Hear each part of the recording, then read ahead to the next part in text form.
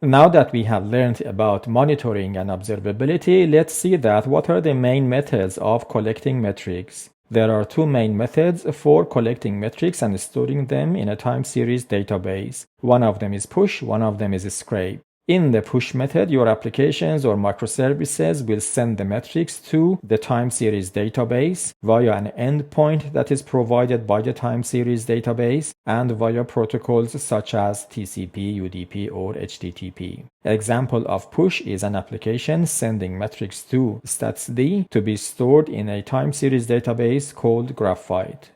In this scenario, you have a backend service. In my case, that is a Python code. You have a time series database that is called Graphite. We will cover Graphite completely in this course. And then your backend service will send the metrics to Graphite. Sometimes we need to get the metrics and then aggregate them and then send them to Graphite or to any other time series databases, because Graphite or any other time series database will require CPU and storage, and the cost will go up if we just store every single metric. Normally we capture the metrics, we aggregate them. For example, say we calculate the average and then we just store that average. And that job of aggregation is done within statsd. That is a network daemon. It's an agent that we deploy somewhere. Your application sends the metrics to that daemon or agent, and then the agent sends the aggregated metrics to Graphite. We will cover this completely in this course. So this is the push method. Opposite to that, a scrape method reads the metrics. So your application or microservices must provide some API for the time series database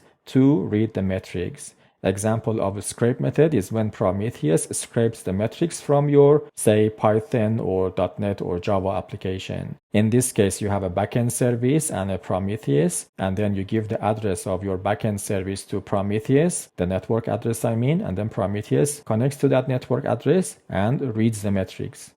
So scrape or push, that is the question. Which one are we using? Please don't get caught up with the hype of using Prometheus on the internet because everybody is talking about it. Your system and your requirements might be unique and might be different to other people. So think about the types of systems and applications you want to monitor. Are they custom applications or just operating systems and databases? Think about scalability.